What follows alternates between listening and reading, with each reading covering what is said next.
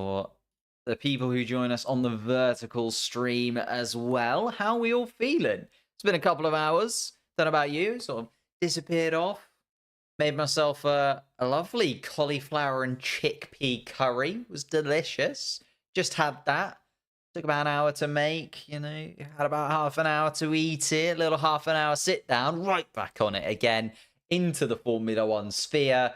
And we can kind of talk about a little bit of the reflections on the Qatar sprint race, which went down a little bit more contentious than I thought it was. Like, I don't know whether it's just because there isn't really much left to talk about this season, but let's talk about it, right? So obviously at the end of the sprint race, Lando Norris slows down after a dominant performance. Like, it's pretty clear to see that Lando Norris could have and probably should have won that sprint race by a considerable margin. Like, we are talking, I don't know, he was probably half a second to a second per lap quicker than the guys behind. You saw every single middle sector was just purple, followed by purple, followed by purple. Nobody could get anywhere close to him. And then he was backing off in that final sector to let Oscar Piastri within touching distance so that he didn't leave his teammate for dead and in the clutches of George Russell.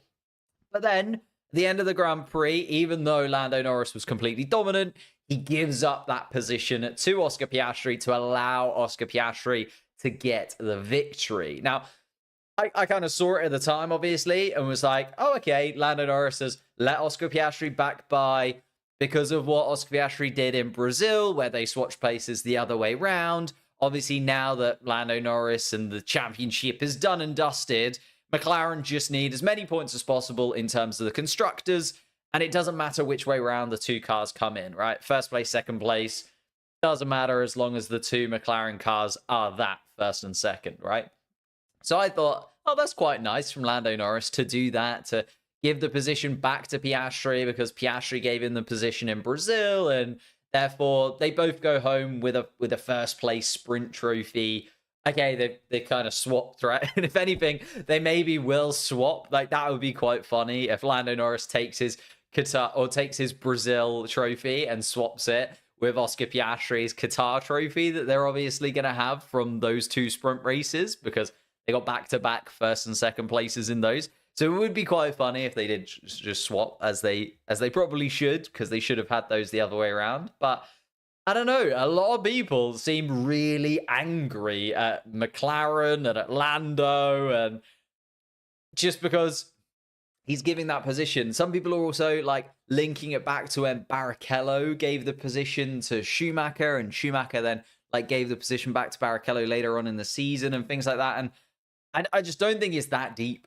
I think it really is just one of those, okay, they've had enough. Like, the season is pretty much done and dusted for them. They know that they've got the 1-2 in the bag. And I like that Lando Norris did it. I know that the McLaren team also were a little bit against it, which kind of made sense because it was pretty close to giving up another position to George Russell behind. But I just thought it was so strange that people really got angry about it and were like, McLaren need to stop doing this. Is them swapping positions just like losing all credibility for the sprint races and things like that? I just don't agree with that. I just think they swapped back because they had already swapped once in Brazil, and they just sort of gave that point back. Like, Lando Norris has almost given that point back to Piastri that he gained in Brazil. He's given, as I say, that trophy that he gained in Brazil back to Piastri in one way or another. And I thought that was quite an interesting one, that people were like really frustrated by it. I suppose the other thing to play into it was George Russell fans a little bit frustrated. The fact that Lando Norris was playing such a team game. Formula One is a team game, first and foremost. Like, you do always have two drivers per team. That's how it's always going to be. And the fact that the Mercedes car, it's a little bit 50-50 for me. Obviously, if George Russell would have held on to second place anyway, like, we could always argue it from that perspective, right? Should he have held on to second place anyway? Should he have allowed Oscar Piastri to take that position in the first place?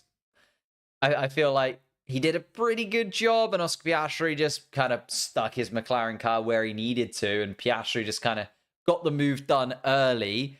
Then, of course, there was a couple of incidents where Piastri maybe closed the door a touch too quickly on George Russell, or a touch late on George Russell. But again, I don't think there was anything super untoward there. So I think for me, the McLaren team, obviously Lando Norris slowing down to let Oscar Piastri have DRS, and the McLaren team using that to their advantage is just something that you do see at this point in the season, where Constructors' Championships are on the line, things are needed, and they do want to hold on to that 1-2 position, because a 1-2 in any race, sprint or Grand Prix, is always like a statement, isn't it? It's, we had both of the fastest cars. And again, I just understand why people are a little bit frustrated. I understand why George Russell fans weren't too happy about it. But at the same time, I can kind of see why that ended up being the case. I think another one to talk about, just quickly, is if we look at it, obviously Hülkenberg picking up those 2 points for Haas. I think that is huge. I think that is absolutely massive when it comes to this one. Hello, ladies and gentlemen. Oh, I've got a few hellos coming through in the chat. Hello, hello, hello. Going to do top 3 predictions. We will indeed. We will indeed. Although it's a little bit tainted by the fact that we've had a sprint race. But I will go through the predictions as normal. Got about 20 minutes or so before qualifying gets underway. But the other one I did want to highlight, it was Nico Hülkenberg picking up those 2 points for Haas. I feel like that could be crucial. I know that Sergio Perez having a tough time. Max Verstappen wasn't great either. But generally speaking, that top 8 is pretty much locked in. So you're looking at 2 points being the most that a midfield driver can really pick up the majority of the time. So the fact that Haas now have a 3-point advantage, there's 2 Grand Prix to go. So yes, there's more than 6 points available. But to those back market teams, those midfield and back market teams, you'd argue that there's kind of 6 to 10 points available. There's a 6 to 10 point swing. Obviously, outside Alpine doing something ridiculous like they did in Brazil, or somebody being able to replicate that kind of performance. But if Qatar and Abu Dhabi go the way that you'd expect them to, as I say, I think there's 6 to 10 points on the cards for those teams. Haas, RB, Alpine. That 2 points means that, 6 points, 3-point swing. It's going to be a tough ask for Alpine or RB to do it now when it comes to the Constructors' Championship. And I think that just about locks in Haas in 6th place for me. As I say, unless Sergio Perez has an absolute awful Grand Prix, or like Max Verstappen falls out of the top 10, or 2 of the top 10 crash into each other. Outside of that, the big 4 teams having an absolute nightmare, I think Haas have just about locked in that 6th place finish. Or at least they should realistically have locked in that 6th place finish with 2 races to go.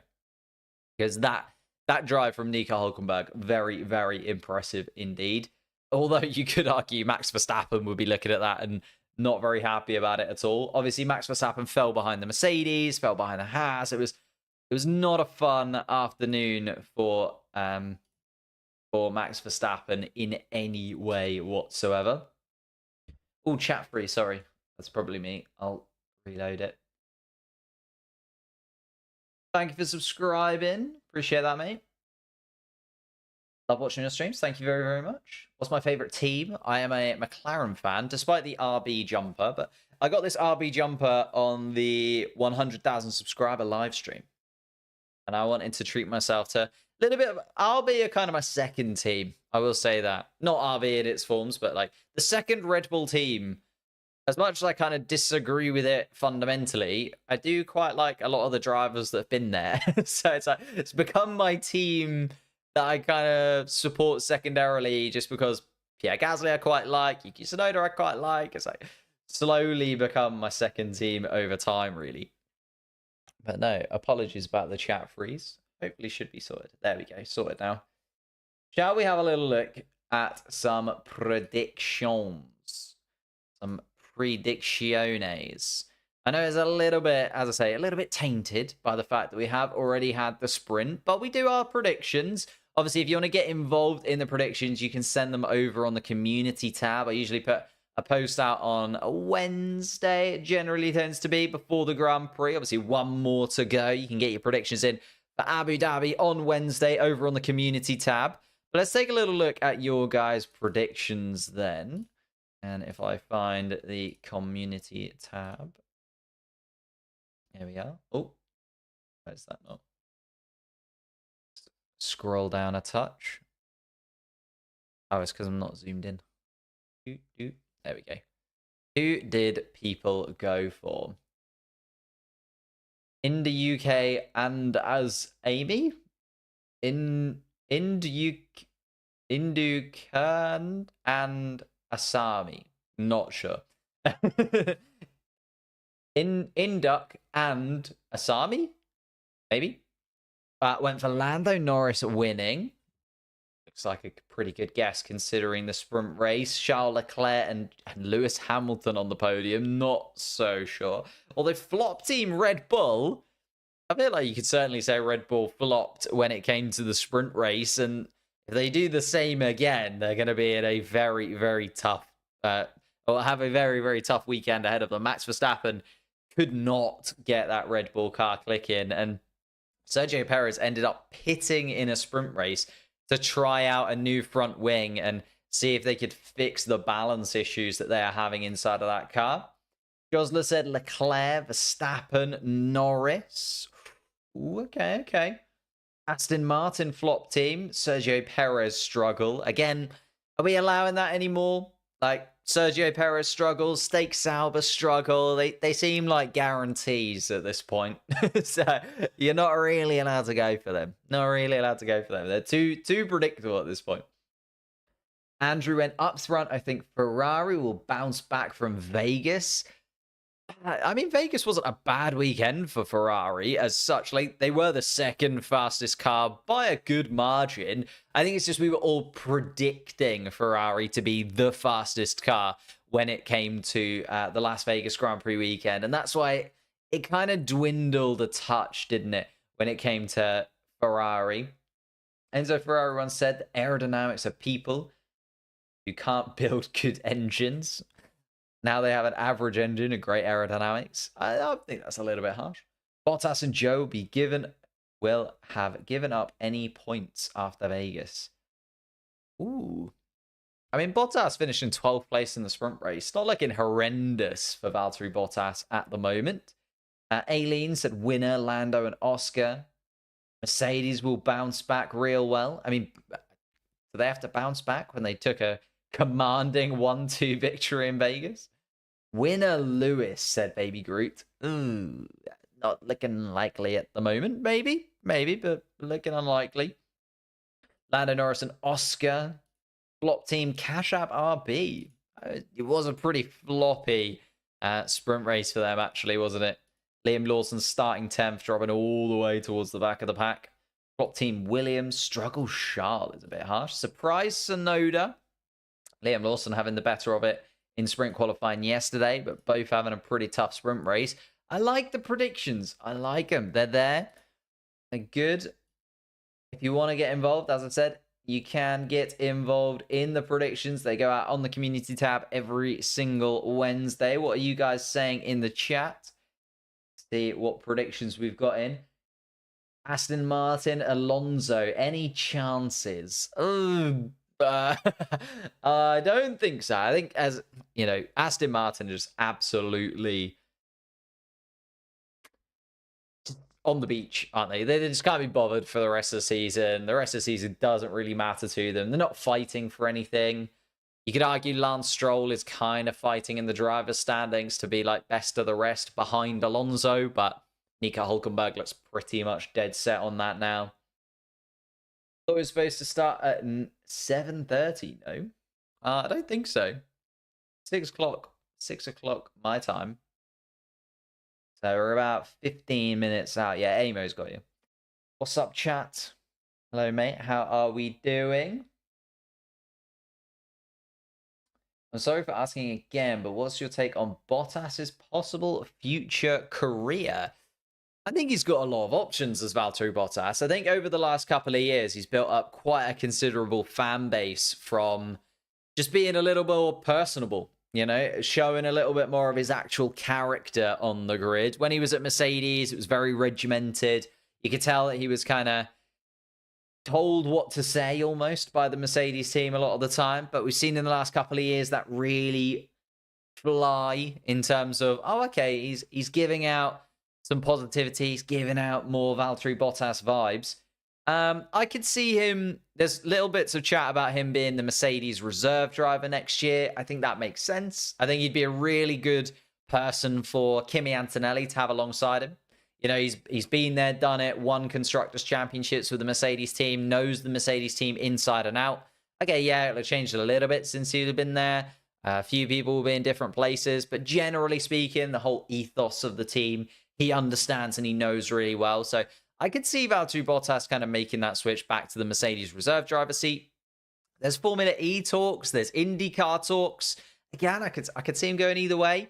I think IndyCar less so. I just don't really see Valtteri Bottas going that way, but certainly Formula E, I think there's options for him there. I think there'll be lots of teams that want him. And of course, then you open the door to, is he going to just try and stick around for a year and hopefully get one of those Cadillac seats? If Cadillac are going to get in for 2026, yeah, there you go. Strolovich to GM Cadillac. Less so. Bottas to Cadillac, though, says Amo.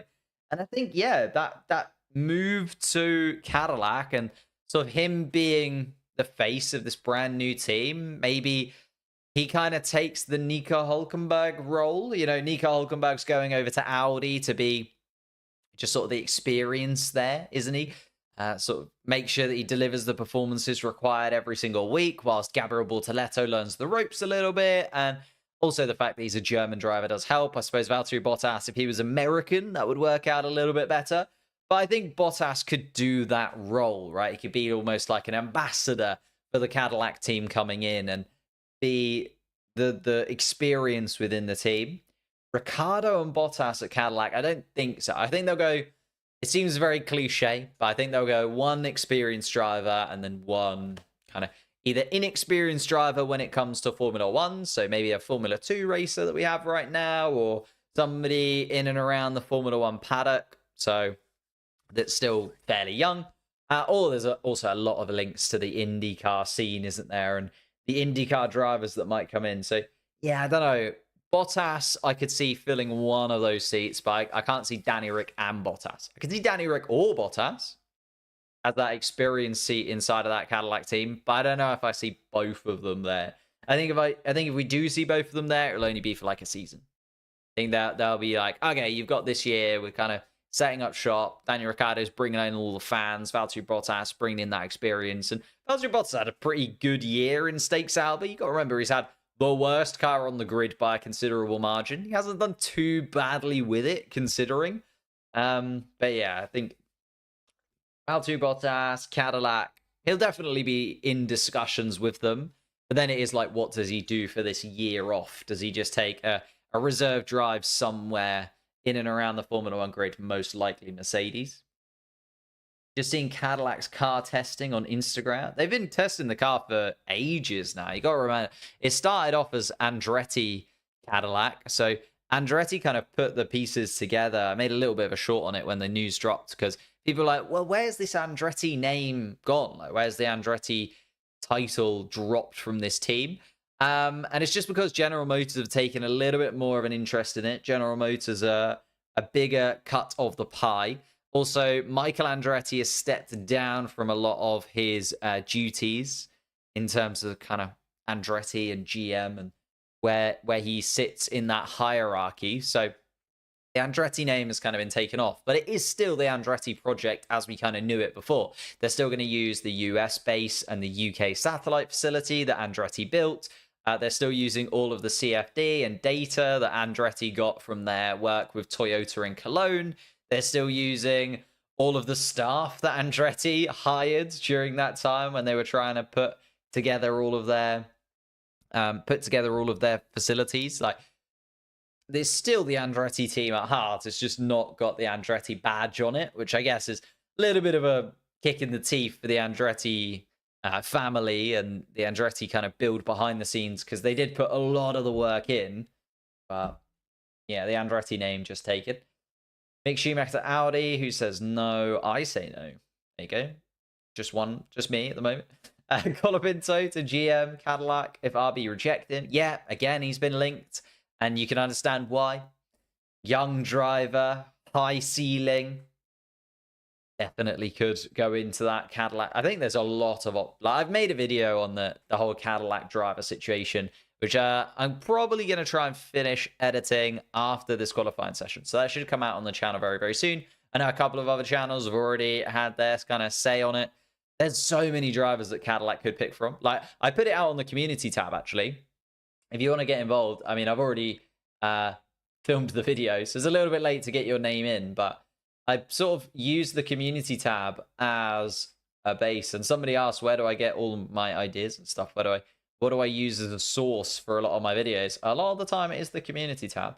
I put out a post that was like, who goes in? There you go. Who goes into the Andretti Cadillac team, and asked you guys who would you put in there for 2026, and got so many responses. And basically, I just used these responses as the basis of the video. Dug a little bit deeper into some of the names that have come up. Mika Hakkinen, not one of the ones I decided to delve a little bit deeper into, but a few of these names here, and most of the names that kind of popped up in the comment section here, I used to build that video off of. So, as I say, if you want to get involved in the videos and you want to sort of point me in the direction that you want to see, because as I say, this channel is for all of us. As much as I make the content and, you know, sit here and do it, because I love it. Oh, clicked the wrong button.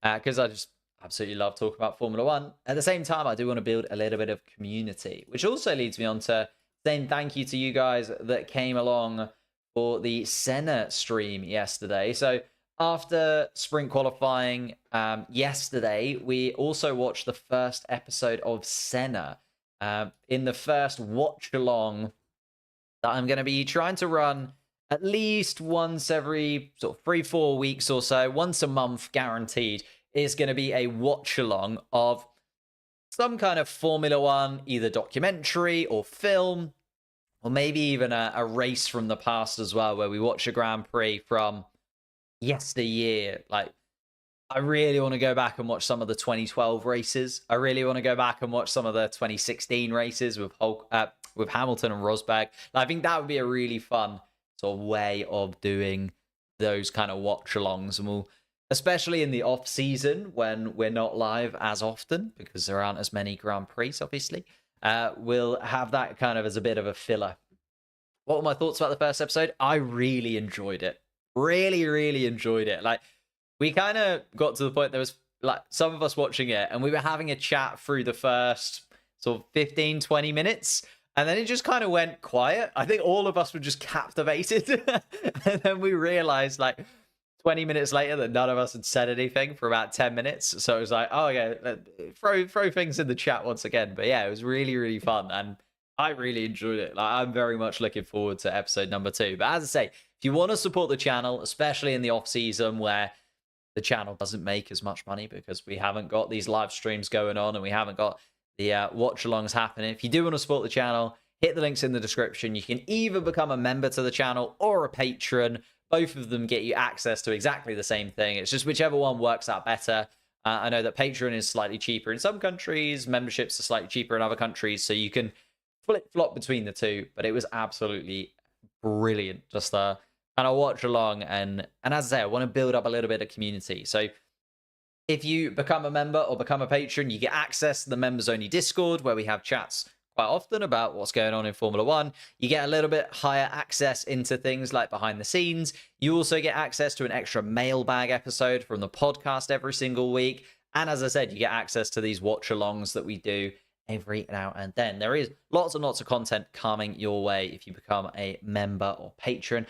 Possibly even some merchandise coming, although I say that tentatively. with 5 minutes left to go before qualifying. If we could hit the like button, hit that subscribe button as well, that'd be absolutely amazing. And let's get into qualifying. Let me just double check. We've got the boards and bits and pieces set up. We haven't got any radio messages coming in as of yet. And actually, the radio messages not quite in the right spot. Let me sort that out, otherwise it will annoy me. There we go. But as I say, very, very much ready and raring to go. We are back and we are going once again. Which race did I least like this year? Oh, that is a good question because it's been such a good year. Oh, didn't mean to do it. Which race did I least like? Least like. Oh, I think it's got to be early on, hasn't it? It's maybe somewhere like a China or something. Max Verstappen winning by like 20 seconds was pretty dull. Bahrain, like there's just maybe I think Bahrain and Saudi, like the early race. Actually, Saudi had Behrman though, and that was a good kind of talk about. Maybe Bahrain, as weird as it might sound, first race of the season. I need to go back and look at it properly. Obviously, I'll do a full review of the season once it's done. Monaco, yeah, okay. Monaco's probably the one, isn't it? Monaco's always just quite a dull race, but then really exciting in terms of qualifying. I always try and judge the whole season, or like I try and judge a weekend on the whole weekend. So like Monaco, yeah, the race was really, really dull, but the qualifying is always really, really intense. So like Monaco qualifying makes up for that a little bit. Yeah, maybe not enough to warrant it not being the best race of the season. Let's have a little look.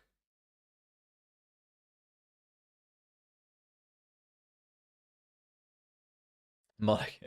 Yeah, the Monaco haters now coming into the chat. Which race did I sleep on as well? Sort of the other way around. Ooh. Maybe somewhere like a Spain. I always kind of expect the Spanish Grand Prix to be a little bit dull, but it was pretty impressive this time around. Netherlands, Zandvoort. Zandvoort was actually quite interesting, where it normally is a fairly dull affair. Will Colapinto get a seat next year? I'm doubtful. I am doubtful. I think that RB seat is the one, right?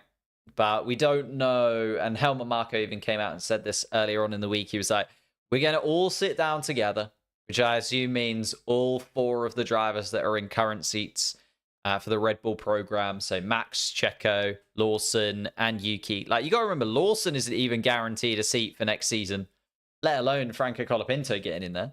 I also find it really weird that Alpine have been in talks with Franco Colapinto. That can't bode well if you're Jack Doohan, can it? Poor Jack Doohan got himself a seat. He's like, yeah, ready to go. 2025 into the Alpine setup. And then he's suddenly being told, well, Jack, there is this Argentinian that we're quite interested in sort of seeing how he does. Here we go then. Is it just me doing the live stream, or do I have a team to help you out? Unfortunately, it's just me. It is certainly just me. I'm glad you think that there's a team helping me out, though. Means I'm doing maybe something good.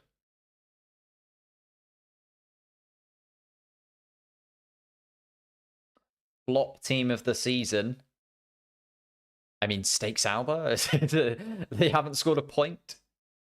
I suppose flop team in comparison to where I was like expecting them to be versus where they ended up being. I was going to say Alpine, but now they've kind of jumped back up into fighting for 6th place in the standings. I suppose Alpine, you like realistically, they should have been alongside Aston Martin, considering where those two teams are and what they kind of have the setup and the money that they have backing them. But Yeah, I still think Alpine you can see as a flop team despite that double podium finish in Brazil. It was very much a one-off performance that has allowed them to be in this position, isn't it? Although Pierre Gasly has been very, very quick in the last sort of 5-6 Grand Prix weekends. Aston Martin flop team. I can understand that as well.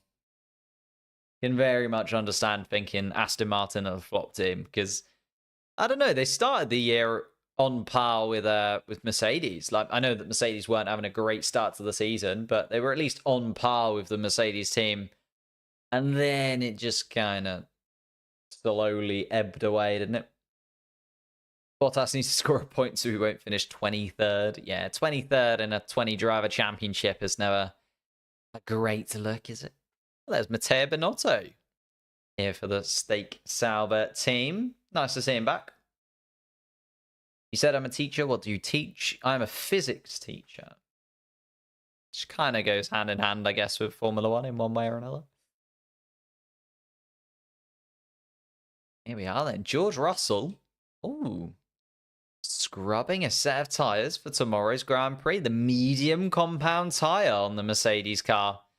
Very interesting indeed. Obviously, they've got a little bit of data from the sprint race. Charles Leclerc on the radio complaining about the fact that there is so much traffic in the pit lane. Everybody's just trying to find a gap for themselves. And Charles Leclerc wants to get on with it by the looks of things.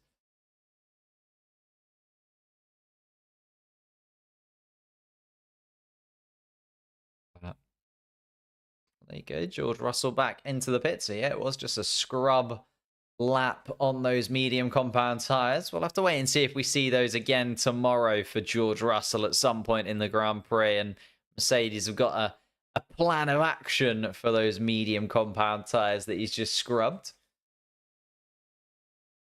Everybody trying to make their way out. Piastri, Hamilton and Verstappen, the three drivers still in the pits. Hamilton literally just coming onto the racetrack now.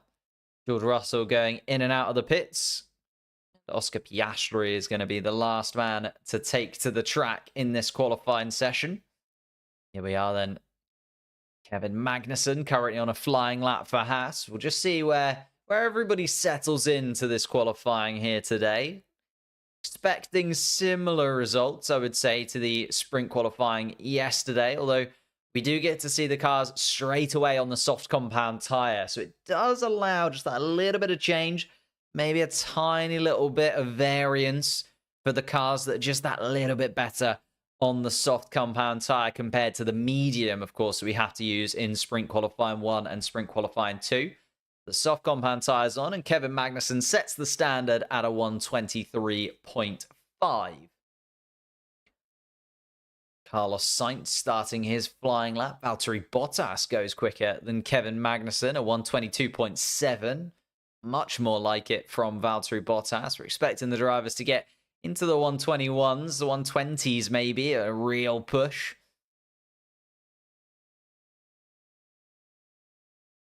Joe qualifies ahead of Perez. Would not be a good look for the Mexican, who's already not having the best of weekends. Have we forgotten about Yuki and how talented he is? I mean, he had a stunning Vegas Grand Prix, didn't he, Yuki Tsunoda? And then ebbed away a little bit. I mean, he is guaranteed a seat, at least.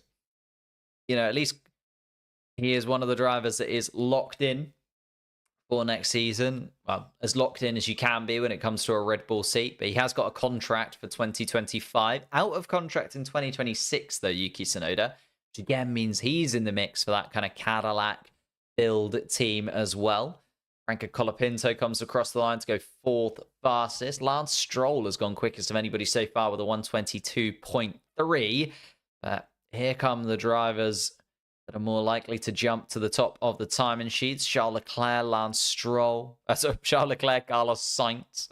So I meant Carlos Sainz just coming into the pits. Carlos Sainz was on a scrub set of softs there. And decided against finishing that lap. Charles Leclerc does, though, in the other Ferrari. Let's see where he goes in terms of the timing sheet. Second fastest. 400 of a second behind Lance Stroll on a scrubbed set of softs. Oh, no, Lance Stroll was also on a scrubbed set of softs as well. Nobody going onto the fresh rubber as of yet. Sergio Perez comes across the line at 122.4. Max Verstappen is going very quickly through the first and second sector as Lando Norris jumps to the top of the timing sheets at 122 dead. Max Verstappen going to be the first driver into the 121s. He is indeed a 121.7 from Max Verstappen. Puts him at the top of the timing sheets for now. Still looking... Oh, Franco Colapinto. Lap time deleted inside of that Williams car. We're getting quite a few lap times deleted, actually. Just sort of show you on the track limits. We get Magnussen, Albon, and Colapinto have all had a lap time deleted between them. Oscar Piastri comes across the line to go third fastest. Two Aston Martin cars have made their way back to the pits. So keep an eye on them just coming back out onto the circuit. Lewis Hamilton has just gone quickest of anybody through the first sector. We are going to start to see the lap times tumble here. Again, the track just warms up that little bit to the tyres and gets the grip levels. George Russell has just gone quicker than his teammate through the first sector. Hamilton, a little bit of a mistake through the middle sector. Just got a little out of shape through that twisty part of the circuit.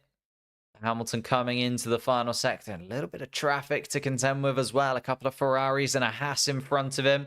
He's going to come across the line. Kevin Magnussen ahead of him goes to 9th place. Lewis Hamilton jumps up into 4th spot.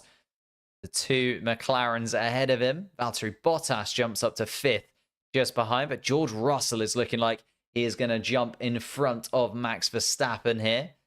Verstappen coming into the pits and George Russell fastest in the first and second sectors. Can he go fastest in the third sector as well? He can't, but he does still go fastest of anybody out on track. A 121.5 from George Russell. Colapinto and Albon, the two drivers that have technically completed a lap, although they were deleted, have dropped into the bottom 5. Carlos Sainz, Pierre Gasly, and Esteban Ocon.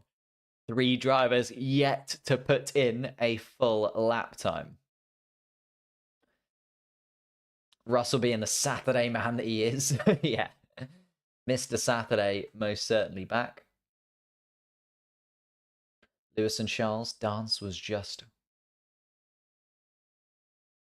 Lando Norris goes purple in the first sector. You can just see currently third on the timing sheets, but that purple ring around his first sector time. So Lando Norris looking to improve. Carlos Sainz has gone a little bit slow in the middle sector for Ferrari. It's only good enough to go 4th fastest at the moment. Lando Norris improves through the middle sector. Not purple, though, for the Briton, despite his dominance in the sprint race earlier on this afternoon. Lando Norris then coming around the final corner. Is he going to be able to go to the top? No, he is not. Slots in just behind George Russell's time. 0.06 of a second off the pace, even though he went fastest in the final sector. Couldn't put together the fastest lap overall. So tight between those top drivers already. We are looking down towards the bottom end of the grid though now and starting to put together a picture of the 5 drivers that need to improve if they are going to get through into the second round of qualifying. Ocon and Gasly yet to set a representative time in the Alpines. But Magnussen, Joe and Colapinto, 3 drivers that definitely need to improve. Hulkenberg also teetering in 15th place, especially as Pierre Gasly is going quick through the middle sector. He's a couple attempts up on Nico Hulkenberg's time as it stands as Pierre Gasly just coming around the final sector now in the Alpine. You can see him coming towards the final corner on your screens. And Gasly comes across the line. And where's he going to slot in? 5th fastest for Pierre Gasly. A very solid lap indeed. That does put Nico Hulkenberg down into the bottom 5. Can Esteban Ocon get anywhere close to his teammate's time? The Frenchman trying to match Pierre Gasly in his final couple of races for Alpine. It stays last for Esteban Ocon. 0.6 of a second off of where he needed to be to get himself through into Q2 as it stands. The pink Alpine. The pink is just so much better, isn't it, on the Alpine? When and why did I start a YouTube channel? 3-4 years ago, I think. What's happening with Charles? Not the best of lap times from Charles. 11 fastest at the moment. It's still good enough as it stands. Ooh. And that was the problem for Kevin Magnussen and why the Haas car is a little bit adrift of where you would expect it to be. Just got all out of shape through that middle part of the lap. Thank you for subscribing, Tyler. Massively appreciate that. Your voice is low-key like Horner's. I don't take that as a compliment. I think it's just because we're both British. Send Perez down, another Q1 elimination. Looking a little bit better for Sergio Perez at the moment. He is 10th fastest, but certainly not guaranteed to be safe with that lap time. Is Sergio Perez? What's up with my mic? Oh no, is there something happening with the mic? I hope not.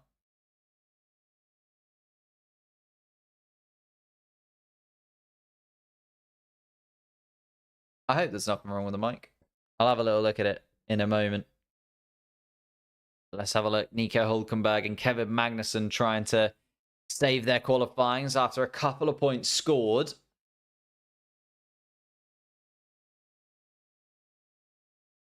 Oh, the mic's going in and out. Oh, apologies. I'll have a little look. My voice is out of sync. That's annoying. Oh. I'll try and have a little sort of it between the qualifying sessions. Thank you for letting me know, though. Let's have a little look. Kevin Magnussen and Nico Hülkenberg haven't improved through the first sector. Hülkenberg through sector 2. Just inside the time that he needs at this moment. Nico Hülkenberg continuing on. Kevin Magnussen also just inside of Alex Albon's time through the middle sector. Need to improve to the both of the Haas cars.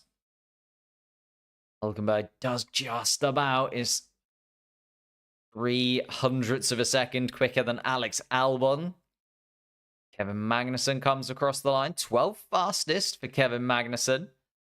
Charles Leclerc is 11th fastest at the moment. It's just gone purple through the middle sector, though, in the Ferrari. It's going to jump considerably. Here we go. Up to 4th place goes Charles Leclerc. Zhou Guanyu is super slow through both first and second sector. I can only assume that he's not on a full flying lap. Same with Valtteri Bottas being 9 seconds off the pace.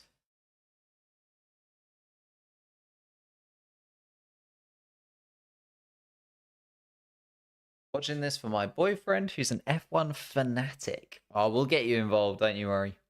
Audio and video sync now? Oh, okay. It might have just been a delay on YouTube for some reason.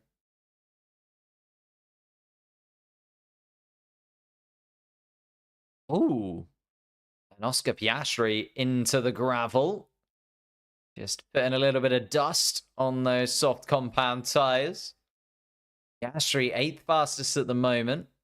Good enough to get through. I think it's those drivers in and around Kevin Magnussen's position that will be feeling the pressure right now.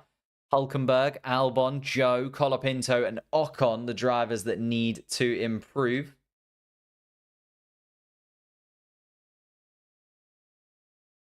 Let's have a little look. Zhou Guanyu improves through the first sector. Second sector. Can he continue? Currently 18th fastest, the Chinese driver. 2 Grand Prix left in Formula 1. And he wants to go out on a little bit of a high for the Stake Sauber team he has been part of for his entire rookie campaign. Valtteri Bottas behind is going slowly through the middle sector. Bottas only 13th fastest at the moment. Still under pressure. Lawson and Tsunoda are on outlaps right now. Hülkenberg, Albon the same. There's drivers that are going to be coming around and setting faster lap times. Here comes Zhou Guanyu then up to 11th place, ahead of Sergio Perez in 12th. Will that be good enough for a Q2 outing? Valtteri Bottas comes across the line. And I don't think that is going to be for Valtteri Bottas. George Russell goes even quicker with a 121.3. Very nice indeed from the Mercedes man. Carlos Sainz and Lando Norris the closest. Max Verstappen also just 0.2 adrift. So very close between second, third, and fourth place on the grid as it stands. But as I say, we're looking down at those bottom five. It's Tsunoda, Hülkenberg, Albon, Colapinto, and Ocon that need to improve. They're desperately looking for those tenths of a second that will get them through into the second qualifying session. Magnussen, Bottas, and Lawson hoping that they can't find them. 2 minutes to go in this first qualifying session. More than enough time for drivers to get another lap in. Lando Norris coming around, improving in the first and second sectors. No purple sectors from Lando Norris in this lap, but personal bests nonetheless. And is going to improve on his lap time to go second fastest. A little bit slower in that final sector. Just means that he slots in about a tenth of a second behind George Russell's first place lap time. Carlos Sainz drops down to third. Keeping an eye on Lawson and Tsunoda, the two RB drivers on the fringe of getting through. Lawson just about at the moment. Yuki Tsunoda the closest. Just 9 thousandths of a second separates them.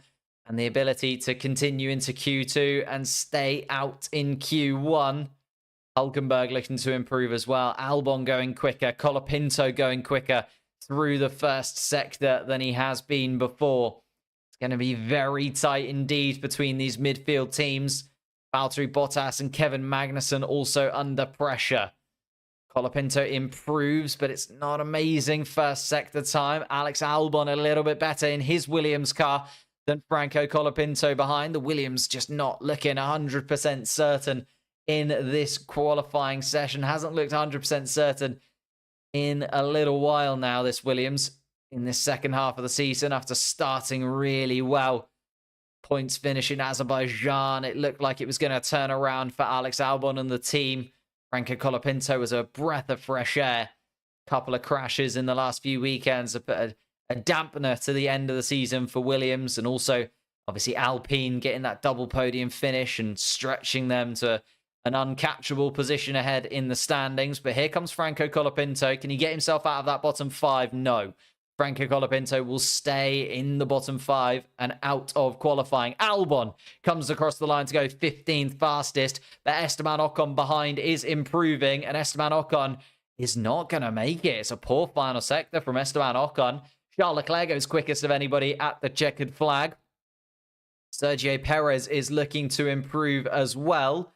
Lawson, Tsunoda, and Hülkenberg are all looking to try and get past Alex Albon's time. Sergio Perez has put himself 8th fastest and clear of the drop zone, so it won't be another Q1 exit this time around for Sergio Perez. Liam Lawson is going quicker in the middle sector, but it was a poor first sector from Liam Lawson. We could see both of the RBs disappear out of qualifying here. Liam Lawson coming across the line. Can he improve on his time? No, it is going to stay 16 for Liam Lawson. Yuki Tsunoda jumps. Tsunoda just gets himself through. As it stands, Tsunoda is 15th fastest. George Russell comes across the line to go the quickest of anybody in this final part of the first qualifying session. Here comes Pierre Gasly to go 10th fastest for Alpine. And it's Nico Hülkenberg, the best of the rest driver in the sprint race. The man who finished ahead of the world champion Max Verstappen earlier on this afternoon, who is out of qualifying this time around. And Hülkenberg on the radio, frustrated. And yeah, talking about the soft compound tyre, clearly just didn't quite get the right balance for the soft compound tyre. And as I said, that's the difference. And that can make a huge change between sprint qualifying and qualifying here today. We see the drivers that are maybe stronger on the medium tyre come to the fore in sprint qualifying, where you have to use the medium in SQ1 and SQ2. Now in Q1, where you're allowed to use that soft compound tyre straight away, we see the difference. Both of the Williams cars, though, still not good enough. Alex Albon drops out in 16th place. Liam Lawson drops out in 17th. Nico Hulkenberg, 18th. Franco Colapinto in 19th place. And down at the bottom of the pack, Esteban Ocon will start in 20th for tomorrow's Qatar Grand Prix. Okay, let's have a little look at this microphone then and see if I can get to the bottom of it. I'll just slightly change the offset. See if I can change it around. There we go. I'll do that and we'll see what happens. Sauber's redemption arc is real. Yeah, both of the Sauber cars making it through to a Q2. Double Sauber Q2. Bottas through in 12th place. Zhou Guanyu through in 14th. I think the problem is we saw that the race pace, particularly of Zhou Guanyu, was not the best when it came to the sprint race earlier on. Alonso, where did that come from? Yeah, Alonso jumping up into 6th place as well. Again, this is what I mean, that the soft compound tyre, you just get to see a different side of some of these cars. And suddenly those drivers that looked absolutely dead and buried in sprint qualifying yesterday come to the fore just a little bit more on the soft compound tyre. They have that little bit of extra grip because of the tyre. They've changed the setup slightly for that soft compound tyre, and some teams adapt to that just a little bit better. Points for Sauber. Let's not get ahead of ourselves. Let's not get ahead of ourselves. Let's go Checo. Yeah, Checo through to Q2. Hopefully a Q3 appearance. Sergio Perez has been in Q3 once since Liam Lawson joined the RB team. I think, we've had a couple of sprints in there, or 3 sprints in there. Only been in Q3 once. Ouch. Q2, P1, P2, P3 predictions. Doesn't really matter too much, does it? We're just looking for that top 10 when it comes to Q2. And I think that the drivers know that a little bit. Lando Norris backed off a touch there at the end because he knew he was through into Q2. Just looking, I'm assuming Russell, Leclerc, Sainz, Norris, Verstappen, Hamilton, Piastri, they're all going to make it through into that into the third round of qualifying. I'm more looking at your Gaslys, your Magnusons, your Alonsos as to who's going to be able to get into those 9th, 10th places. And again, guarantee themselves at least a point scoring start for tomorrow's Grand Prix, which could make that difference for 6th place in the Constructor standings. 2 Grand Prix to go. A 3-point lead for Haas in the Constructor standings to Alpine. So much to play for those teams. It matters so much to those teams. Have F124 the game? Actually, that's something that I meant to pick up on before qualifying, but I'll throw it out into the chat now. Obviously, F1 Manager being discontinued. So we got F1 Manager 24, but there will be no F1 Manager 25. Are we gutted? Are we kind of indifferent to that? Did we play it? I mean, it hasn't hit the heights that they were obviously hoping, and that's why it's been dropped. Oh, and Liam Lawson just talking smack once again about an Aston Martin, saying that Lance Stroll deliberately slowed down through turn 9 and turn 10 once he had aborted his lap. Liam Lawson, you can just hear the frustration actually in his voice. He knew that this was a good opportunity. Obviously dropped down in the sprint earlier on today. Drops out in Q1 again now, and he's trying to secure himself a seat for next season as Liam Lawson. Still not guaranteed to be even at RB, let alone if he's going to make the step up to Red Bull for 2025. But let's see if Yuki can do the business for the RB team. 15th at the moment, a really solid weekend for Yuki Tsunoda in Vegas. Not, again, very good in the sprint earlier on today, but maybe this is an opportunity for Yuki Tsunoda to show a little bit of quality and try and get that RB car up towards the point scoring places, with Haas scoring a couple of points, Gasly looking competitive. The RB's slowly falling away, unfortunately, in that battle for 6th place as it stands. Lawson has beef with everyone. I mean, specifically the Aston Martins, it feels like, for Liam Lawson a lot of the time. I like Bottas if you like Bottas. Interesting. I mean, I do like Valtteri Bottas. I don't think he's, one of the best drivers ever. Anything like that. But I think he's a very solid midfield choice. I can understand why he hasn't got a seat for next season. Do I think it's a little bit harsh? Maybe. He's kind of at that middle point of your career where if you're in the right place at the right time, you can kind of hold on to your seat for a little bit longer. Sometimes things don't work out. Just hasn't quite worked out for Valtteri Bottas at the moment. Maybe a seat in a Cadillac in a season's time, or maybe something opens up for 2026. You just never know when it comes to Formula One.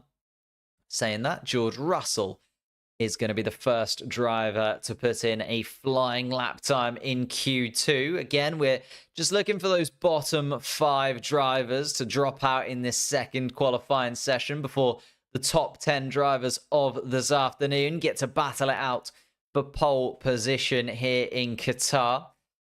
Bottas, Joe, Alonso, Stroll, Tsunoda, Gasly, Magnussen. Those midfield to lower midfield teams that will be looking at those final point scoring places that are available, at least to start in them tomorrow. Liam Lawson emerging with always someone else's fault. Yeah, that is a good point, Lily, actually. Not something that many kind of talk about when a driver just continually blames other people and other teams. I'd have to look at the onboards. I didn't see, obviously, the incident that he is trying to bring to the table. So we'd have to delve into that in a little bit more detail, whether or not it was Lance Stroll being particularly annoying in that middle sector. George Russell, a very solid middle sector from the Mercedes man, and he sets the standard at a 121.1. Are we going to see the times tumble into the 120s here as the cars ramp up towards the final stages of qualifying, the penultimate qualifying of the season? Oh, thank you for subscribing to the channel, Carter. If you're not new here, hit that subscribe button. We might just be able to hit 110,000 subscribers before the end of the season. It'd be a hell of a push. Be quite close. We might be able to just do it. Or if you are enjoying the stream, the best thing that you can do is hit that like button for me. Helps out massively. You can hit the like button on the stream. Max Verstappen then coming around. And seeing if he can get anywhere close to George Russell's lap time. Russell is currently still quickest. Piastri slotted into second. The 2 Ferraris behind. Hamilton in 5th. Zhou Guanyu comes across the line. Nowhere near the pace at the moment. Here comes Max Verstappen. And ahead of George Russell he goes. It was looking like a good lap from Max Verstappen. No purple sectors though. So kind of snuck up on you as the fastest lap of the qualifying session so far. Here comes Lando Norris though. Purple in the first sector in that McLaren car. Just coming around the final corner now. Is he going to go into the 120s as of yet? And it's a 121.3 from Lando Norris. So not quite up towards the top end of the timing sheets as we were maybe expecting. Kevin Magnussen is the man that has dropped into the elimination zone. Although Joe, Bottas and Magnussen have all done not really respective times at this point. 130s, 136s and 139s of the cars that have set a lap time. Alonso, Gasly, Stroll and Tsunoda, the 4 drivers we are waiting to see where they funnel into before we get an idea of who is going to make it through into Q3. Fernando Alonso coming through the middle sector, a couple attempts slower than Max Verstappen, but improving on his previous first sector times. So slowly getting there. Literally close down the chat on my phone, hit the like button as you said that. Thank you so much, mate. Appreciate it. Are you watching? Are you watching on? If you're on mobile, you can either watch vertically or horizontally. We have 2 streams running. A vertical stream that you can find in the Shorts tab, or a horizontal stream with a little bit more detail. If you are on the Shorts stream, you can click the link and head to the full horizontal stream. A little bit more detail, track map, live radio commentary as well from the drivers. Just offers that a little bit more. And Fernando Alonso actually ducks into the pits rather than setting a lap time. Kevin Magnussen has come across the line and set a time more akin to what we were expecting. He's got 9 fastest so far. Bottas is the driver in 10th at the moment. Zhou Guanyu just 1,000th of a second slower than his teammate. Yuki Tsunoda 36 thousandths of a second. So it's incredibly tight between them. Pierre Gasly, though, I'm expecting to jump up into the top 10 and does. Gasly goes a 1:21.4, jumps up to 6th fastest. Does Pierre Gasly.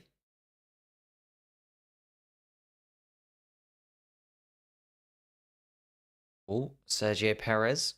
A little bit of a mistake from the Mexican while we're watching a replay of the Red Bull. Yeah, just gets a little bit onto the gravel to Sergio Perez, but a 1:21.4.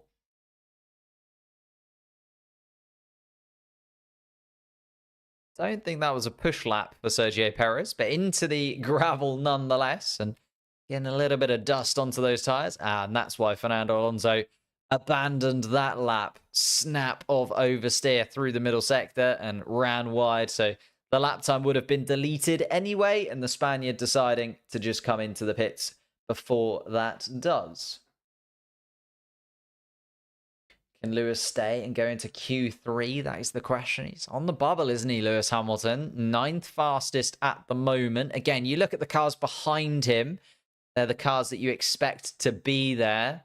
All of the top 8 drivers in the drivers' standings inside of the top 10 as it stands. Pierre Gasly is the surprise name, maybe, ahead of both of the Ferrari cars at the moment. Verstappen quickest, although Oscar Piastri doing his best to take that away from Max Verstappen. Fastest in the second sector, improving in the first sector as well. Here comes our sprint winner, Oscar Piastri. Can he put himself to the top of the standings at the qualifying as it stands? No. Even though it is a purple final sector as well, Piastri just a little bit off the pace in the first sector, and that's the difference. 36 thousandths of a second separate the two. Ooh. And Carlos Sainz nearly hitting into Lewis Hamilton there in the pit lane. Carlos Sainz been told to go by his engineer, so he does, and Hamilton has to slightly stamp on the brakes there just to make sure that he doesn't hit the Ferrari car that he will be in next season. Max Verstappen on an outlap, Piastri second, Russell third, Norris fourth, Perez fifth. Perez having a much better qualifying than he did yesterday during the sprint. Pierre Gasly, as I say, that kind of maybe name that you're not expecting to see in that top 8. 6th fastest at the moment in the Alpine. Then the 2 Ferraris behind, Hamilton and Magnussen. Currently the drivers that have done well enough to get themselves into the final session of qualifying. Then we've got Valtteri Bottas, Zhou Guanyu, Yuki Tsunoda, Lance Stroll, and Fernando Alonso that all need to find some lap time if possible. It's very tight, though. You look at it, Kevin Magnussen, 6/10ths off. Valtteri Bottas only 7, nearly 8/10ths. It's a 10th or so across quite a long lap here in Qatar. It's not like your Austins. Oh, I keep saying Austins, Austrias. You get less than a minute almost for a lap.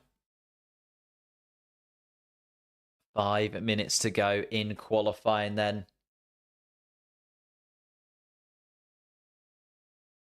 Perez refreshed after his nap earlier in the pit lane. Charles Leclerc comes across the line and goes third fastest for Ferrari. Up into the top 3. George Russell has gone quickest by 1,000th of a second. He's so close. Less than half a tenth of a second separates the top 4 drivers at the moment. We really do have one hell of a qualifying shootout for pole position set up if it stays like this. Max Verstappen rebuttals with a faster lap than George Russell at 1:21 dead from Max Verstappen. And it's really starting to heat up in Qatar. I don't know if you can call it at this moment in time who's going to be able to get onto pole position. Lando Norris started there in the sprint. See, George Russell was just behind him in second.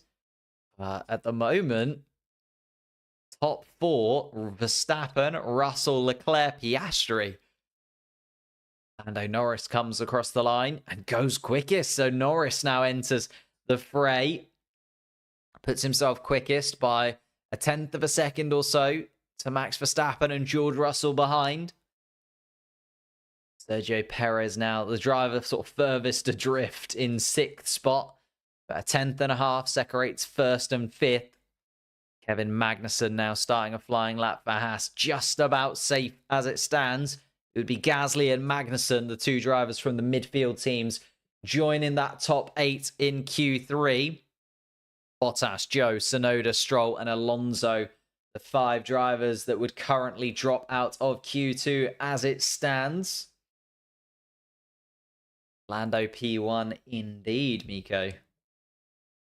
My bet goes to George. Oscar, please don't make me go bald. Thanks, Lily. What black magic did Red Bull do with these cars? It does make you wonder. That front wing change for Sergio Perez that they did during the sprint, and they almost did like a practice session effectively with Sergio Perez for the final few laps of the sprint race.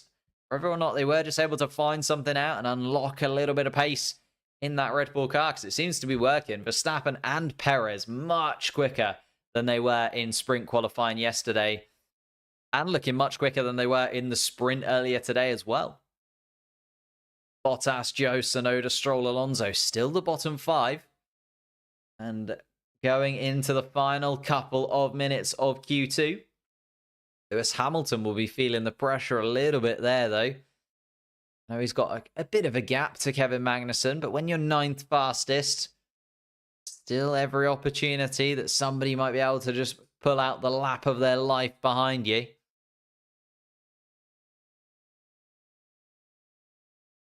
Kevin Magnussen just coming around the final corner. And he's going to start his flying lap for Haas. So here comes Kevin Magnussen across the start-finish line.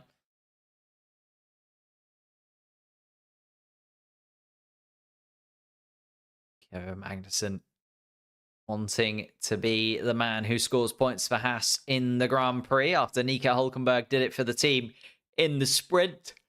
Kevin Magnussen has found a little bit of form at the end of the season, hasn't he? You know, considering he is dropped off the grid for next year, being replaced by Esteban Ocon and Ollie Behrman. But Kevin Magnussen, a little bit slower in that first sector than he was last time around, and already 0.3 adrift of Lando Norris's time. I know that we're not expecting him to battle for pole position here, but we are hoping that Kevin Magnussen can hold that Haas inside the points. Yuki Tsunoda does his best to displace. Here comes Tsunoda, and Tsunoda goes 10th fastest, just a 100th of a second quicker. But Kevin Magnussen has gone quickest of anybody in the middle sector. That is a stunning middle sector from Kevin Magnussen. Maybe just going a little bit slower in the first sector, holding on to those tyres a bit better for the middle sector, because it looks like he's going to come across the line and really get in the mix. Kevin Magnussen, 6th fastest overall. Zhou Guanyu, 11th fastest. 11th fastest for Zhou means that he will drop out of qualifying. So will Lance Stroll, as Lance Stroll comes across the line and can't really improve too much. Here comes Valtteri Bottas. Can Bottas get himself up into the top 10? No, he's going to start behind his teammate, Zhou Guanyu. Yuki Tsunoda also will drop out of qualifying. Fernando Alonso is just coming through the final sector. You can see him coming down towards the final corner on your screens now. Is he going to be able to put an Aston Martin through into Q3? Yes. Goes 7th fastest. That puts Pierre Gasly in the drop zone. And Hamilton comes across the line to go 5th fastest. Sergio Perez then is in 10th. But he is going to be safe because Tsunoda, I don't think, is on a flying lap. So Max Verstappen fastest by 0.3 of a second. Sergio Perez just about safe. So both of the Red Bulls through, but in very different scenarios. Pierre Gasly, the man who misses out, 11th fastest in the Alpine. Again, it's so tight. 12 thousandths of a second. The only thing that separates Gasly and Q3. So incredibly frustrating. But he's going to be in the mix, though, for the points tomorrow, starting in 11th place. So we have got the top 8 drivers, as you'd kind of expect. Both of the Red Bulls, both of the McLarens, both of the Ferraris, and both of the Mercedes through to the final round of qualifying here in Qatar. They're going to be joined by Fernando Alonso in the Aston Martin and Kevin Magnussen in the Haas, the 2 drivers that will be starting in the point-scoring places tomorrow for their teams. Pierre Gasly will drop out. He was 11th fastest, so he'll start just outside of the point-scoring places tomorrow, and he'll be with Zhou Guanyu in 12th, Valtteri Bottas 13th, Yuki Tsunoda 14th, and Lance Stroll was 15th fastest in that second qualifying session. So those 5 drivers are now out. They join Alex Albon, Liam Lawson, Nico Hulkenberg, Franco Colapinto, and Esteban Ocon in knowing where they're going to start for the Grand Prix tomorrow. The top 10, anything could change. Verstappen fastest at the moment from Lando Norris, Charles Leclerc 3rd, George Russell 4th, but it really is just... it's so tight to call at this moment in time. Max Verstappen fighting for pole was not something I expected to see, but it's very Max Verstappen to be in the mix, isn't it? All of a sudden for the Red Bull team comes to the fore. Oop, there we go.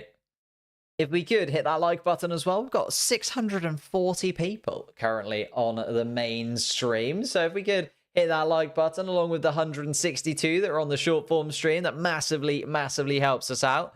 We can get sort of 300-400 likes, usually is the range that we end up with, but you could make it even better. Let's go for 500 likes. Why not? It's the penultimate race of the season. We're having a party in qualifying for Qatar. But no, massively appreciate all of you guys sticking around. And if you could, hit the subscribe button if you're new to the channel as well. We're trying to get to 110,000 subscribers before the end of the season, which, considering our goal at the beginning of the season was just 50,000, is a little bit mental, isn't it? We've doubled what I was expecting to get over the course of this season and then some. But with one race left to go and a McLaren Constructors Championship possibly on the way for us McLaren boys, could be a very, very good end indeed. And Fernando Alonso, celebratory over the radio. Very happy indeed with that lap, the Spaniard. And it should be. It's kind of taken the Aston Martin from a pretty terrible weekend it looked like they were going to have here in Qatar. He was starting to mess up as well. He had a little bit of a moment, didn't he, Fernando Alonso? And actually had a moment on his fast lap again inside of that Aston Martin. So there was even more pace available to Fernando Alonso on that fast lap. And off the track he went beforehand. A A lot to play for Aston Martin. Let's have a little look. Pierre Gasly. Oh. In between runs, we can see Pierre Gasly with a printout of the data. Very retro of Pierre Gasly there. Can't remember the last time I saw a driver inside the cockpit with an actual sheet of paper. Obviously, they have the two screens in front of them inside of the cockpit, and they do have their data usually on the right-hand screen, along with data with other drivers, so they can see where they need to improve and what they need to improve on. But actual sheet of paper in Pierre Gasly's hands there. Very, very fun indeed. Lewis Hamilton, though, just about through as well. Slower than his teammate still. Hamilton, obviously, those talks yesterday after sprint qualifying of just being slow and maybe lacking a little bit of confidence in himself. Let's see if he can get a little bit... Oh. And Hamilton does indeed hits the steering wheel in frustration. Hamilton not very happy at all with that lap, which I think is a little bit harsh on himself considering where he ended up. Got in front of his teammate at least. Oh no, sorry, he didn't get in front of his teammate. We'll hope to get in front of his teammate in the future. But George Russell, generally speaking, has been the faster qualifier. George Russell in the mix for pole position during the sprint qualifying yesterday. We're going to have one final session to see who will get to the top of the timing sheets for the actual Grand Prix. After a McLaren 1-2 in the sprint, Oscar Piastri took the victory. Lando Norris just behind in second after a last lap, well, last corner maneuver from Lando Norris to give his teammate the victory. We're now looking at whether or not Max Verstappen, the current world champion and four-time world champion, can get himself another pole position, or if someone like Charles Leclerc or George Russell can get in the mix for Ferrari or Mercedes. There is Max Verstappen. Just looking at the data, as I was talking about, Pierre Gasly's got that data in front of him. He can see where he needs to improve, how he needs to improve. And considering he was fastest of anybody, even though there are still areas to improve, we could see the drivers drop into the 120s here, expecting some very swift lap times. Let's see, what are we expecting here? We're probably, Kevin Magnussen and Fernando Alonso, you'd imagine, will slot in 9th and 10th place. Which way round they'll be, we'll have to wait and see. Max Verstappen, though, putting himself in and amongst... I just wasn't expecting him to be there. I was expecting this to be another kind of shootout between Norris, maybe Russell, Piastri. Max Verstappen entering the mix. See, then 12 minutes on the clock for Q3, and we get underway. Kevin Magnussen just coming around turn 3 now. And the Haas car is going to be the first driver to set a flying lap time. George Russell joins him out on track. Piastri there as well. Lewis Hamilton coming out 4th. Charles Leclerc. Oh, no, sorry. Carlos Sainz comes out behind Lewis Hamilton, then followed by Charles Leclerc. Giving us a little bit of an order as to when these drivers are going to be coming across the line. Who's going to be where? Kevin Magnussen's going to be the man to set the standard here. Sergio Perez just coming to the end of the pit lane. Both of the McLaren cars sitting in the garage.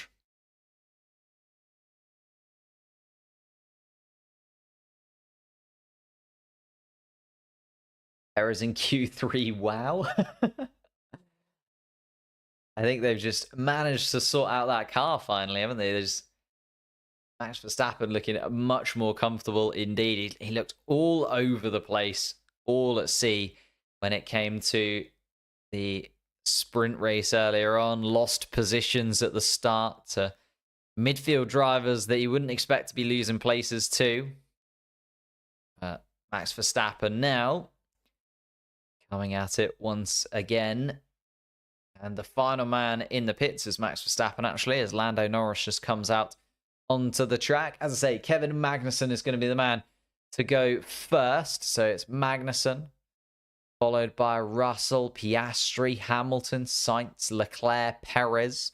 The drivers that we're going to be looking at for their fast times. 10 minutes to go in the session. Getting those tyres into the right window. Keeping an eye on their lap times.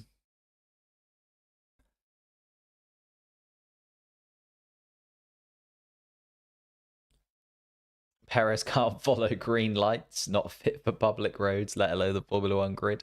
Yeah, that was weird, wasn't it? In fact, obviously the light went green at the end of the pit lane, then Franco Colapinto overtook him whilst he was stationary at the end of the pits. Do I not like Hamilton? You never talk about him. I don't mind him. It's just he's not really in the mix, is he, at this moment in time? He's having a bit of a tough end to his time at Mercedes. I wouldn't say I'm a Lewis Hamilton fan. Why isn't Max coming out? Maybe just going for the one run. Max Verstappen, or deciding to go for a little bit of an offset. Maybe go out onto the track when there's less traffic. Of course, he will come out, but not at the moment. Kevin Magnussen then at 121.5 from Kevin. Charles Leclerc is going quickest of anybody through the first and second sectors. So the Monegasque looking very quick indeed at the moment. See what Charles Leclerc's lap time is like. Carlos Sainz comes across the line at 121.0. I think Charles Leclerc is going to be into the 120s here, 120.8 for Charles Leclerc. Oscar Piastri trying to get a little bit of a tow as he's starting his flying lap. Hamilton the same. George Russell also has set a lap time technically, but not a representative one. Went for another lap just to try and get those tyres into the right window. Lando Norris not overly quick in the first sector, but still more than enough time to make up for that. George Russell, though, goes quickest of anybody in the first sector so far. You can see that purple circle around George Russell's first sector lap time. Fernando Alonso goes quicker than Kevin Magnussen to go into third spot. The two Ferraris still at the top of the timing sheets at the moment. Lando Norris and Max Verstappen, the two drivers yet to set a full lap time, and Lando Norris isn't going to, comes into the pits. Lap time deleted for Fernando Alonso as well due to track limits, drops him back down to the bottom. George Russell, though, is on a flyer of a lap. Coming around the final corner comes George Russell. Surely is going to go into provisional pole and does by 0.3 of a second. George Russell has a huge margin to play with there. A 120.5. Piastri can only go fourth fastest and is nearly 0.6 of a second off the pace. Hamilton comes across the line. A 121 dead, but again, 0.4 off George Russell's lap time. George Russell just looking phenomenally quick at this point. Lando Norris on board. Why did he decide to abandon this lap? Was there a little mistake from Lando? Yeah, just got into the gravel and lost about half a second there, did Lando Norris at turn 5. Yeah, could have been disastrous. Managed to keep hold of it, did Lando Norris, but the tyres covered in the dust.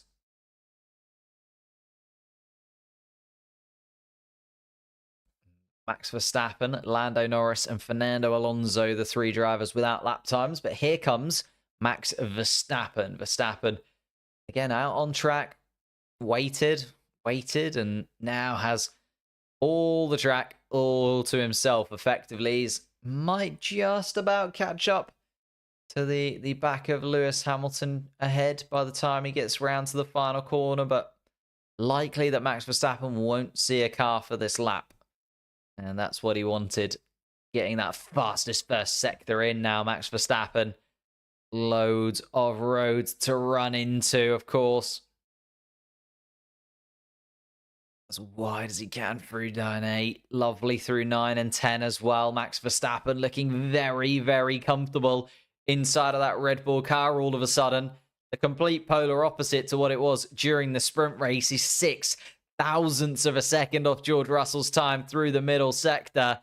It is incredibly tight at the top of the timing sheets right now. Verstappen, the final sector is going to be the deciding thing. Here we go. Max Verstappen comes around the final corner. Is he going to be able to go top? No. 45 thousandths of a second shy. Max Verstappen after the fastest first sector. He was green in the middle and final sectors as well, Verstappen.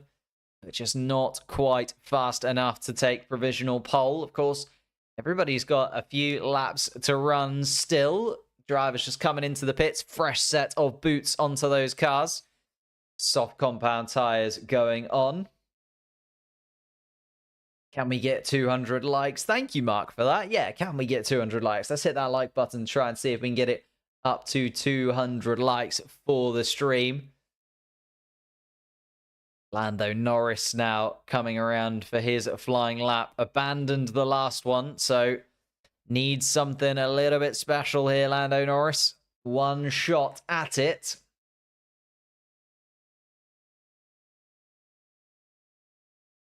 George Russell coming around. Verstappen as well, coming out of the pits now. Charles Leclerc, Hamilton and Sainz still in the pit lane, but surely will come out for one more flying lap. Oscar Piastri is out on track at the moment. Fernando Alonso's still in the pits after his lap time was deleted. He asked if they could have a little look at that, Fernando Alonso, because he thinks he doesn't gain an advantage from going wide. There's Pato O'Ward, reserve driver for McLaren, of course, IndyCar driver, and maybe will end up being a Cadillac driver in the future. Is one of those names being bandied around because he does have a lot of Formula One experience from being partnered with McLaren for such a long time. We've seen him in a good few free practice one sessions. He's had a lot of tests with the McLaren team, so has that experience without being a fully fledged Formula One driver. Here comes Lando Norris. Still no time set for Lando Norris. Backs off. Lando Norris really struggling at this moment in time. Going slowly down the pit straight. Oscar Piastri coming past.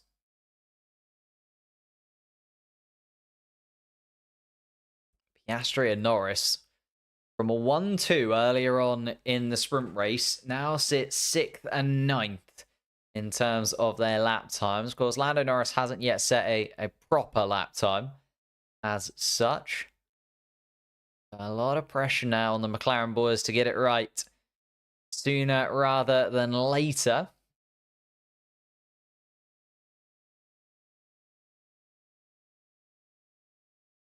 McLaren or Ferrari? I mean, I'm a McLaren boy at heart, unfortunately. I would love to see McLaren win the Constructors' Championship. As nice as it would be for Ferrari, can't go against my McLaren roots. 2 minutes to run then. George Russell, currently the fastest man of them in this final Q3 session in Qatar. Max Verstappen, second fastest. Charles Leclerc, third. Hamilton, fourth. Carlos Sainz, fifth. It is very, very tight indeed between these drivers out on track. Charles Leclerc in his Ferrari car, third fastest at the moment. 0.3 of a second. Adrift of George Russell. But Carlos Sainz is going to be the first Ferrari to start a flying lap. Charles Leclerc just coming around the final corner. Piastri and Norris going pretty slowly towards the final turn. And let's see what the McLaren boys can do. Piastri comes across the start-finish line first. Lando Norris is going to come across the start-finish line now. So this is it then for the final qualifying session here in Qatar. It's going to set the standard for the top 10 when it comes to the Grand Prix tomorrow, and you've got one shot at it. Carlos Sainz doesn't improve through the first sector. Charles Leclerc doesn't improve through the first sector. Oscar Piastri does, and Piastri going quicker at this moment in time than Leclerc and Sainz's first sector times. Going to be very tight indeed. George Russell, Max Verstappen towards the back end of the pack. I think Lewis Hamilton is going to be the last man across the start-finish line. Charles Leclerc better through the middle sector. Carlos Sainz is going to come across the line now. Let's see where Carlos Sainz sits. Doesn't improve. Stays at 5th fastest. Does Carlos Sainz. Here comes Charles Leclerc after Oscar Piastri's had a pretty middling middle sector. Charles Leclerc also stays 3rd fastest. A 120.8. So it's between Verstappen and Russell at the moment. Unless Piastri can get in there. No, Piastri goes 3rd fastest. Kevin Magnussen stays 7th at the moment. Here comes Lando Norris. Only up into 3rd place. So Lando Norris was on pole yesterday for the sprint qualifying. Will not be on pole this time around. Couple attempts adrift of George Russell's fastest lap time. Fernando Alonso comes across the line to go quicker than Magnussen and Perez. Here comes Verstappen then. And Verstappen takes provisional pole position in front of George Russell. Sergio Perez comes across the line to go 9th fastest in his Red Bull. Lewis Hamilton is going to be the fastest, the final man, across the line. And it's only 6th fastest for Lewis Hamilton. So there we have it. Our top 10. And it's Max Verstappen's first pole position since the Red Bull Ring earlier on in the season. Max coming out of nowhere in that Red Bull car to pick up a pole position for Red Bull. George Russell in 2nd place then. He'll start on 2nd place again, will George Russell. He started there for the sprint earlier on today. Lando Norris and Oscar Piastri will start on the 2nd row for McLaren. Charles Leclerc will start behind in 5th place. 6th place will be Lewis Hamilton. 7th place, Carlos Sainz. And 8th place, Fernando Alonso. Ooh. George Russell staying very dangerous from Verstappen. And Verstappen was right on the inside line of the corner. George Russell then had to get out of the way. And George Russell didn't improve. And maybe that was why Verstappen in a little bit canny there. But on pole as it stands. Where were we? Fernando Alonso, yes, in 8th place. An all Spanish 4th row of the grid. Carlos Sainz and Fernando Alonso. Sergio Perez managed to get through to Q3, but it was only 9th place for the Mexican in the Red Bull car. And Kevin Magnussen starts just inside the point scoring places for the Haas team. Gasly, Joe, Bottas, Tsunoda, and Stroll were the 5 drivers to drop out in Q2, along with Albon, Lawson, Hulkenberg, Colapinto, and Ocon, who dropped out in Q1 and were not part of the top 10 shootout. Thank you guys so much for watching. Leave a like, please. Thank you, Sally, for reminding people as you go. Love watching George and Max battle. It's going to be a very tasty little affair going down towards turn 1, isn't it? Between those two tomorrow. But yeah, hit that like button. Hit the subscribe button as well. We're going to be live again tomorrow for the Grand Prix watch along. We'll talk through everything as it happens here in Qatar, with Max Verstappen starting on pole position. The 2024 world champion has found his feet once again. And will we see another Max Verstappen victory in 2024? We'll just have to wait and see. Thank you guys so much again, and I'll see you tomorrow.